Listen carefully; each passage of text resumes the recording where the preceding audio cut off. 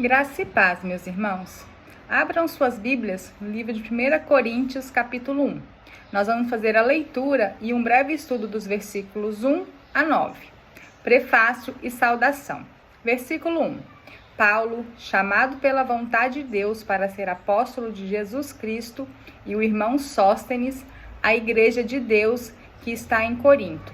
Aos santificados em Cristo Jesus, chamados para ser santos, com todos os que em todo lugar invocam o nome de nosso Senhor Jesus Cristo, Senhor deles e nosso. Graça a vós outros e paz, da parte de Deus, nosso Pai, e do Senhor Jesus Cristo. Ação de graças. Sempre dou graças a Deus a vosso respeito, a propósito da sua graça que vos foi dada em Cristo Jesus, porque em tudo fostes enriquecidos nele, em toda a palavra e em todo o conhecimento, assim como o testemunho de Cristo tem sido confirmado em vós, de maneira que não vos falte nenhum dom, aguardando vós a revelação de nosso Senhor Jesus Cristo, o qual também vos confirmará até o fim, para serdes irrepreensíveis, no dia de nosso Senhor Jesus Cristo. Fiel é Deus, pelo qual fostes chamados à comunhão de seu Filho, Jesus Cristo, nosso Senhor. Graça e paz, meus irmãos. Vamos iniciar o estudo da primeira carta aos Coríntios, capítulo 1. A gente inicia aqui com o prefácio e a saudação, que nada mais é do que a apresentação do autor e os seus objetivos nessa carta. Nós já sabemos que o autor é Paulo, e ele está enviando a carta aos irmãos de Corinto. Paulo agora, nessa época, não estava em Corinto, ele estava em Éfeso. E observem que Paulo, ele sempre tem um formato das suas cartas. Paulo era um homem muito culto, estudado, preparado para assumir uma liderança rabínica. Lembra no começo da trajetória de Paulo? Então Paulo sempre segue uma formalidade, até para que haja um padrão nas suas cartas e nas suas mensagens, inclusive para dificultar que elas sejam adulteradas, que elas sejam maculadas durante o transcorrer do tempo. Vamos ver aqui no versículo 1. Paulo, chamado pela vontade de Deus para ser apóstolo de Jesus Cristo, e o irmão Sóstenes. Sóstenes, meu irmão, que acaba de aparecer agora para nós aqui na Bíblia, ele era o líder na sinagoga lá em Corinto, que se converteu ao cristianismo após as pregações de Paulo. Aqui, meus irmãos, Paulo faz questão de se apresentar como apóstolo de Jesus Cristo, para demonstrar a sua autoridade, a sua missão e principalmente quem o enviou. A autoridade a qual Paulo estava querendo demonstrar aqui não era a autoridade através dele mesmo, pelo mérito dele, mas era a autoridade através de Cristo, pois Cristo o enviou para essa missão. No versículo 2, a igreja de Deus que está em Corinto, aos santificados em Cristo Jesus, chamados para ser santos, com todos os que em todo lugar invocam o nome do nosso Senhor Jesus Cristo, Senhor deles e nosso. Observem também nesse versículo, meus irmãos, que a igreja não é de Paulo e nem de Corinto. A igreja é de Deus. Paulo evidencia a soberania absoluta de Deus sobre tudo e sobre todos. Uma outra coisa interessante, chamados para ser santos, beleza, com todos os que em todo lugar invocam o nome do nosso Senhor Jesus Cristo. Então, não é só a igreja de Corinto que está sendo chamada, é chamada com todos os demais. Muitas vezes, nós nos restringimos a uma denominação, e isso não é bom, porque a igreja de Cristo, ela é uma só. E nós, seres humanos, ficamos dividindo essa igreja em denominações, em placas. Nós estamos seccionando a igreja de Cristo, quando na verdade nós devíamos uni-la, pois o corpo de Cristo é um só. Versículo 3. Graça a vós outros e paz da parte de Deus, nosso Pai, e do Senhor Jesus Cristo. Cabe aqui uma pequena reflexão, meus irmãos. Observem que Paulo cumprimenta a igreja com a graça e a paz do Senhor. Muitas vezes nos deparamos com debates vazios sobre qual a maneira correta de cumprimentar um irmão em Cristo, um crente, um evangélico. Trago a vocês com toda convicção que as palavras ditas pouco importam, pois o que realmente nos identifica como irmãos é o nosso sentimento. De nada adianta falar palavras bonitas com o coração cheio de trevas. Então, se nós cumprimentamos um irmão com a graça e a paz, como eu costumo fazer, ou com a paz do Senhor, ou com a paz, ou com boa noite, bom dia, irmãos, o que importa é o que está no nosso coração. Isso não vai diferenciar-nos como pessoas mais evoluídas ou menos evoluídas espiritualmente. Isso não vai nos aproximar mais de Cristo. Muito pelo contrário. Se nós ficarmos exigindo esses rituais vazios que não edificam a igreja, que não servem para nada, isso justamente vai causar divisão e vai nos afastar de Deus. Continuando aqui, agora vai iniciar a ação de graças. Aqui Paulo, todo o início das suas cartas aparece esse trecho de ação de graças. E o que é ação de graças? É um ato de agradecer, de louvar e reconhecer a Deus, que deve ser expresso em todas as circunstâncias. Então Paulo se apresentou e agora Paulo vai agradecer a Deus pela oportunidade que Deus está dando a ele e aos irmãos. Vamos ver a continuação aqui da carta. No versículo 4, Paulo dizendo: sempre dou graças a Deus a vosso respeito, a propósito da sua graça que vos foi dada em Cristo Jesus.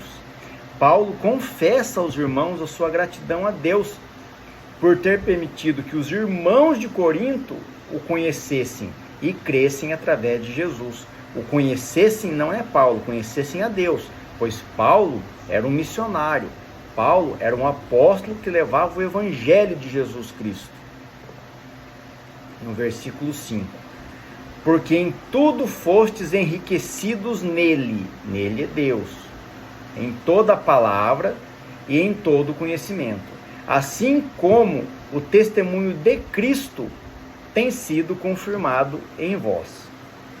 Como que o testemunho de Cristo pode ser confirmado através de nós, meus irmãos? Ali Paulo estava escrevendo aos irmãos do Corinto, mas hoje a Bíblia continua sendo a mensagem de Deus para nós, nos dias de hoje, em 2025.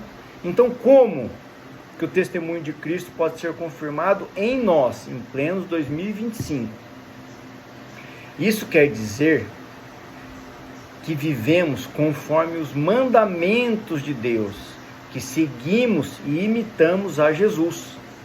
Não basta apenas conhecer a palavra, é preciso viver conforme a palavra, colocar em prática os ensinos do Evangelho. Isso é ser confirmado através do testemunho de Cristo. No versículo 7, de maneira que não vos falte nenhum dom, aguardando vós a revelação do nosso Senhor Jesus Cristo.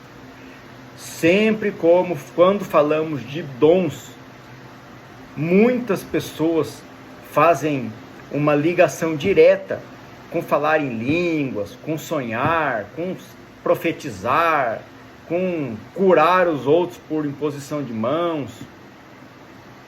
Isso são dons do Espírito Santo, trazidos até nós pelo Espírito Santo, dons de Deus? Sim, são dons de Deus. Mas qual seria o maior dom de Deus para nós? Lembrem-se que nós fomos criados imagem e semelhança de Deus. Então nós temos que refletir o maior dom de Deus. E qual seria esse dom? É muito interessante podermos falar aqui sobre os dons de Deus. Mas qual é o maior dentre eles? Vamos ver aqui uma referência bíblica que está justamente nessa carta aos Coríntios, meus irmãos, no capítulo 13, versículo 13. Agora, pois, permanecem a fé, a esperança e o amor. Estes três. Porém, o maior destes três, o maior de todos os dons, é o amor. O amor, por ser a essência de Deus, é a virtude que permeia todas as outras. É o dom mais valioso e o caminho para a realização pessoal e espiritual. Quantas vezes nós já ouvimos, né? Deus é amor e justiça. Não tem como Deus ser amor se não for justo. Não tem como Deus ser justo se não tiver amor. Aqui é interessante observarmos que, acabei de ler aqui, é o dom mais valioso e o caminho. O caminho? Mas nós já ouvimos isso em algum lugar?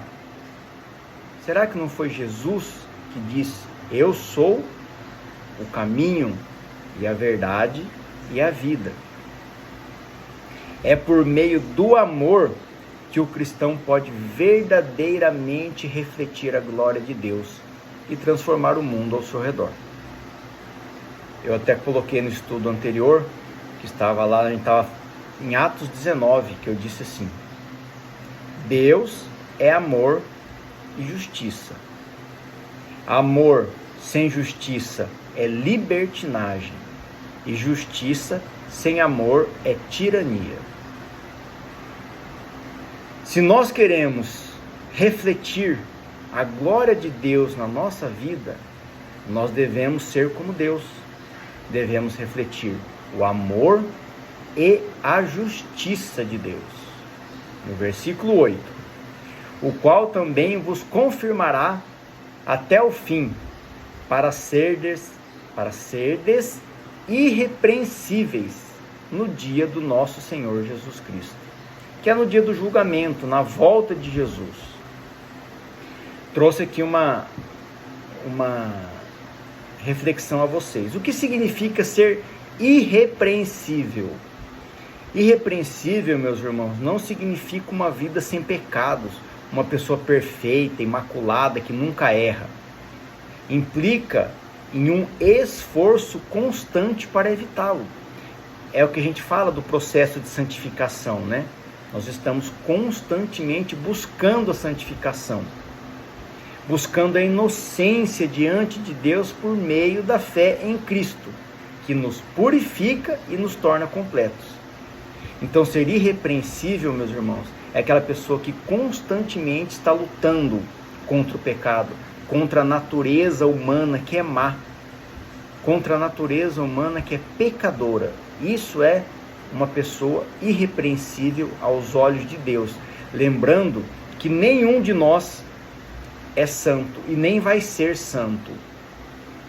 Se nós fôssemos capazes de alcançar a santificação completa, a pureza da nossa alma, Jesus não precisaria ter morrido para pagar os nossos pecados. No versículo 9, para concluir esse trecho de estudo inicial: fiel é Deus, pelo qual fostes chamados à comunhão de seu Filho Jesus Cristo, nosso Senhor. Comunhão, meus irmãos, significa a partilha, o companheirismo, a união e o relacionamento com Deus e com outras pessoas. Isso é comunhão. Comunhão não significa você estar junto apenas com os membros da mesma instituição religiosa, com os membros da mesma denominação. Isso também é comunhão, mas o sentido é muito maior, é muito mais amplo. A família é muito maior. Todos os cristãos espalhados pelo mundo compõem uma única igreja, a igreja de Deus através de Cristo. E nós devemos estar em comunhão com todos eles. Se tem algo que nos separa deles, que nos divide deles, nós devemos refletir: será que isso está de acordo com a vontade de Deus ou isso é de acordo com a vontade dos homens? aqui para nós concluirmos esse trecho de estudo, eu trouxe uma definição bíblica. O que quer dizer Deus é fiel? Nós sempre ouvimos dizer, falando, Deus é fiel, Deus é fiel. Significa que Deus é confiável, é leal e constante nas suas promessas, no seu caráter e nas suas ações. Ou seja, meus irmãos, nós somos filhos da promessa. Deus não vai voltar atrás da sua promessa, mas nós temos que fazer a nossa parte. E a nossa parte é crer. Ah, mas então eu não preciso me converter, eu não preciso me arrepender? Precisa. Porque não tem como você crer verdadeiramente em Jesus Cristo e não se arrepender dos seus pecados. Não tem como você crer e se arrepender e não se converter. Converter é mudança de vida. Não tem como você se arrepender, que é deixar de fazer aquilo e se converter, mudar de vida, mudar de direção, se tornar uma nova pessoa. Deus vai cumprir a sua promessa, porque Deus é fiel. Deus é amor e justiça, porque esse é o seu caráter. E Deus nunca volta atrás das suas promessas. Deus nunca muda o seu caráter. Que tudo seja feito para a honra e glória do nosso Senhor Jesus Cristo. Amém.